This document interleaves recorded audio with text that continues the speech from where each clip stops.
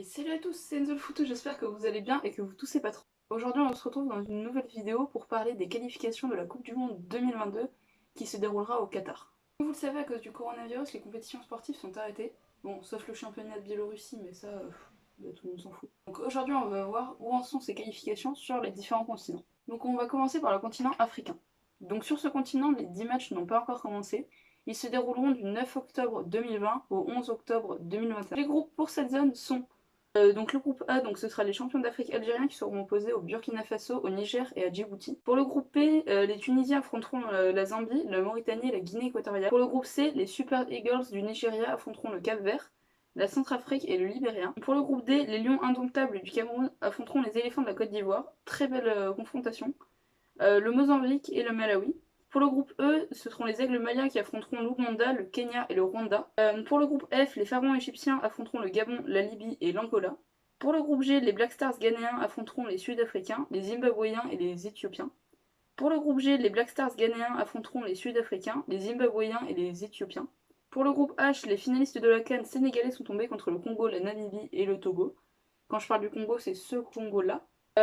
Pour le groupe I, ce sera les Marocains qui joueront contre les Guinéens, les Bissau-Guinéens et les Soudanais. Pour le groupe J, ce sera la République démocratique du Congo, donc ce Congo-là, le Bénin, Madagascar et la Tanzanie. Donc comme vous l'aurez remarqué, il y a des très belles oppositions à venir, comme par exemple Cameroun-Côte d'Ivoire dans le groupe D. Après, en termes d'organisation, les 10 vainqueurs sont qualifiés pour un ultime tour. Ça se jouera sur match aller-retour. Les 5 gagnants de ces matchs aller-retour seront qualifiés pour la Coupe du Monde 2022. Maintenant qu'on a fini la zone Afrique, on peut passer sur la zone Asie. Donc les groupes de la zone Asie ont déjà commencé. Donc le groupe A est constitué de la Syrie, de la Chine, des Philippines, des Maldives et du Guam. Alors les matchs ont déjà commencé, donc c'est la Syrie qui est en tête, avec 15 points en 5 matchs. Donc le groupe B se constitue de l'Australie, du Koweït, de la Jordanie, du Népal et de Taïwan. Qui finit en premier, c'est l'Australie avec 12 points en 4 matchs. Pour le groupe C, il y a l'Irak, le Bahreïn, Iran, Hong Kong et le Cambodge. Qui finit en première place pour l'instant, c'est l'Iran avec 11 points en 5 matchs. Et après, l'Iran finit en troisième position. Aussi, grosse surprise parce que l'Iran, on était habitué à les voir dans beaucoup de Coupes du Monde. 2014 et 2018, et l'Iran était qualifié pour les deux Coupes du Monde.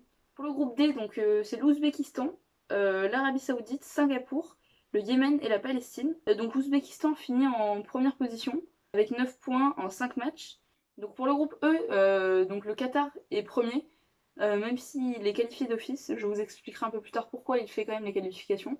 En deuxième, on retrouve l'Oman. En troisième, on a l'Afghanistan. En quatrième, l'Inde. Et en cinquième, le Bangladesh. Pour le groupe F, donc il est constitué du Japon, du Kirghizistan, du Tadjikistan, de la Birmanie et de la Mongolie. Donc sans surprise, le Japon finit premier de ce groupe pour l'instant, avec 12 points en 4 matchs. Pour le groupe G, donc il est constitué du Vietnam, de la Malaisie, de la Thaïlande, des Émirats Arabes Unis et de l'Indonésie. Donc le Vietnam est pour l'instant en tête de ce groupe avec 11 points sur 5 matchs. Donc le groupe H est constitué du Turkménistan, de la Corée du Sud, du Liban, de la Corée du Nord et du Sri Lanka. Donc le Turkménistan est premier de ce groupe. Donc pour ceux qui se demandent si le match Corée du Nord-Corée du Sud a été joué, oui, il a été joué. Pour l'instant, il n'y a eu que le match aller à Pyongyang en Corée du Nord. Il y a eu 0-0, donc je pensais que la Corée du Sud allait facilement s'imposer, mais non. Pourtant, il y a eu 0-0. Donc pour l'organisation de la zone Asie, comme nous en sommes au deuxième tour, les 8 premiers et les 4 meilleurs deuxièmes vont se qualifier pour le troisième tour. A noter que le format des tours après le deuxième tour pour la zone Asie n'est pas encore confirmé. Celui que je vais vous présenter est basé sur celui de la Coupe du Monde 2018 et qui sera probablement réutilisé. Au troisième tour, les 12 équipes restantes sont séparées en deux groupes de 6. Elles s'affrontent en championnat sur des matchs aller-retour comme pour le deuxième tour.